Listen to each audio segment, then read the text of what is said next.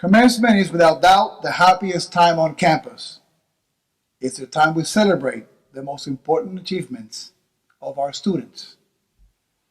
It can also be a long day for many of you and your families, so I wanted to video my remarks in case some of you might want to listen to them at a later time. Let me start by congratulating the class of 2016. You are one of the most accomplished classes to graduate from our college in recent history, and you have much to be proud of. You had the dedication and the intellectual drive to earn a Queen's College degree. You made the most out of our vast community of resources, our faculty, your fellow students, clubs, organizations, athletics, volunteer work, undergraduate research, and much more. I would also like to say something to all the parents and loved ones who join us this morning. You should be as proud of yourselves as you are of those young people we're celebrating today. You are the main reason these young people have been so successful. Your example, your values are shaping this next generation of scientists, artists, teachers, doctors, business leaders, and you deserve our thanks. Now to the class of 2016. During your years on campus, you often heard that the college motto is Decimus et Serviamus. We learn so that we may serve. Well, you have spent a number of years learning, and we want you to continue learning, but now it is time to serve.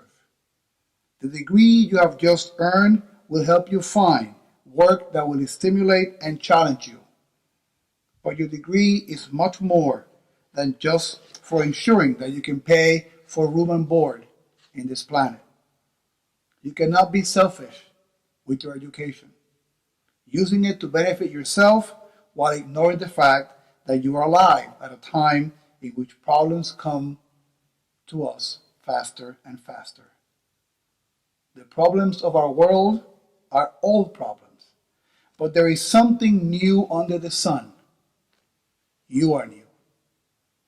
Your unique talents and ideas have never been seen before and will not be seen again. So, you must share your talents. Give us your ideas. Make your voice heard. And please know this. You serve when you work hard and honestly at your job. You serve when you raise your children to lead principled lives and when you honor and support your parents as they grow older. You serve when you offer your hand to others and help to those who are helpless. As the member of our alumni classes, and I know only too well, time flies. And 40 years from now, in one of those moments when you're reviewing your life, you will want to know that you gave the world all your ideas and every ounce of your energy because the world needed it. By doing this, you will be honoring the sacrifice and efforts of everyone who helped to make you the exceptional student that you are today. You don't have to look far to find inspiring examples of service.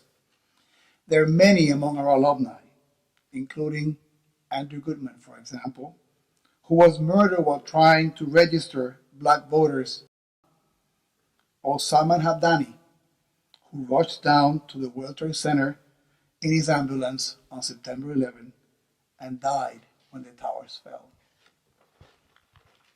You can also try to imitate our two honorary degree recipients, Dr. Eric Katznelson and Mr. Darren Walker, to see how a life can be spent in the service of others. Dr. Katznelson, as he tries to understand the troubling problems of race and class inequality, and he leads the Social Science Research Council, and Mr. Darren Walker, as he searches for ways to best help those people in our society seem willing to ignore, as he leads the Ford Foundation. I know that you have the power to bring about much needed change.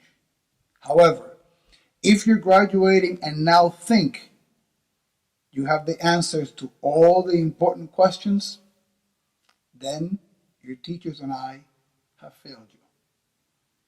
Think hard for a moment about people who are certain that they have all the answers. There's nothing they don't know. These people are probably not the kind of company you want to keep. Instead, you might want to spend some time with Nobel laureate Elie Wiesel, who once said that questions unite, answers divide. And he's right. Most answers seem to say, these facts are cast in stone, this is what you must do, and if you can't, we don't need you. Questions, on the other hand, say, I don't know. I can use your help. Perhaps we can work together and find an answer that is best for all of us. We do not expect you to have answers to all the world's problems. But looking at what you have achieved in college, we do expect you to ask the important questions, to keep looking for the truth, and to work with others to find solutions that make our world a more livable place for all. Let me conclude my remarks with a poem by Paul Williams called Telling the Truth. Telling the truth. When you just have to talk, try to be silent. When you feel reluctant to say anything, make the effort to put what you're feeling into words. This is a place to begin.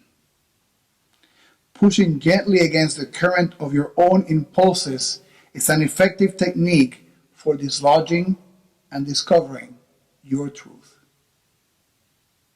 How to tell the truth? Taste it, and remember the taste in your heart.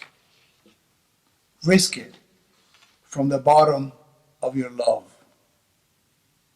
Take the risk of telling the truth about what you're feeling.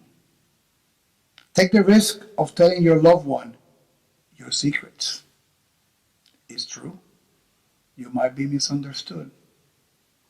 Look and see if you're willing to trust yourselves to misunderstand each other and go on from there.